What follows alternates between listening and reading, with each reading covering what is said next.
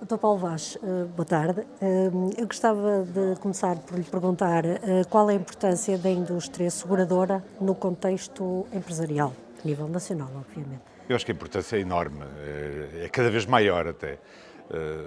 O facto de existir uma indústria seguradora que seja dinâmica, ativa, que seja madura, que consiga interpretar bem os riscos que impendem sobre as empresas, sobre os cidadãos, sobre a economia em geral, sobre a sociedade, é um fator de maior tranquilidade, de maior, aliás, como o próprio nome deste evento também indica, para todos aqueles que são os stakeholders desta mesma sociedade e desta mesma economia.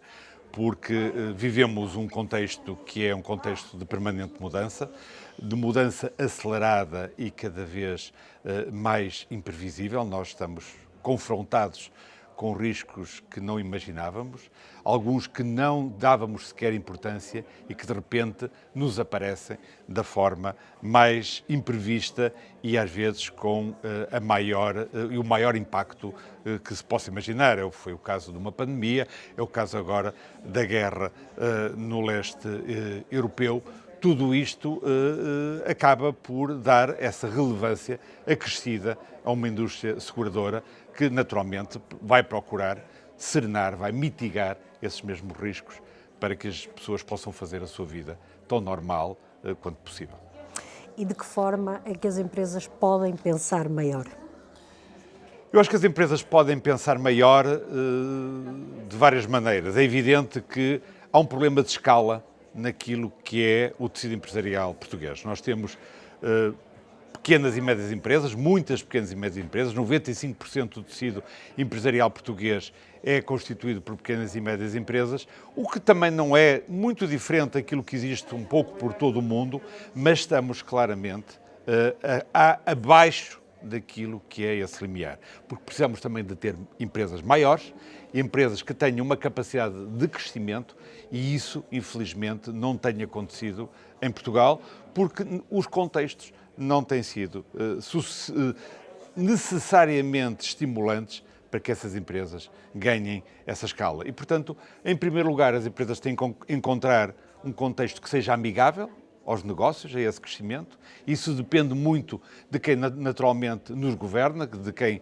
detém o poder, que é criar esse entorno que seja amigável aos negócios, e as empresas têm que ter uma capacidade, eu diria, de reclamar, de ambicionar, que seja, de alguma maneira, maior do que aquela que tem hoje, mas isso está também muito relacionado também com as qualidades, aquilo que é endogenamente ou atavicamente o espírito empreendedor que existe no país e que sucessivamente, geração após geração, se vai renovando.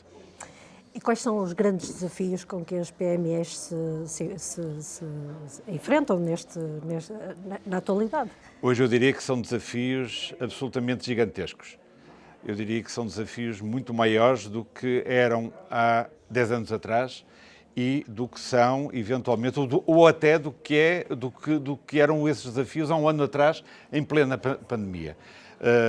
O facto de muitas destas pequenas e médias empresas estarem integradas em cadeias de valor que também incorporam a indústria, tem logo os impactos que afetam os fatores produtivos dessas mesmas indústrias. Estou a falar, naturalmente, daquilo que é o custo da energia, aquilo que é o custo do dinheiro, porque os juros necessariamente vão entrar num ciclo de subida, e algo que é que não estávamos habituados ao longo, mais do que da última década, tínhamos dinheiro relativamente fácil e barato. A questão que não deixa de ser também importante daquilo que é o custo da mão de obra, e não é só o custo da mão de obra, é o acesso à mão de obra, que ela escasseia, por um lado, e por outro lado tem que estar qualificada para que permita que a economia seja produtiva. E finalmente, como eu digo, existir um entorno que seja necessariamente amigável aos negócios, o que passa logo necessariamente por uma melhor fiscalidade, uma fiscalidade mais amiga das empresas e, naturalmente, uma desburocratização de tudo o que são os processos para que essas dinâmicas não sejam perdidas em horas que são inutilizadas atrás de papéis.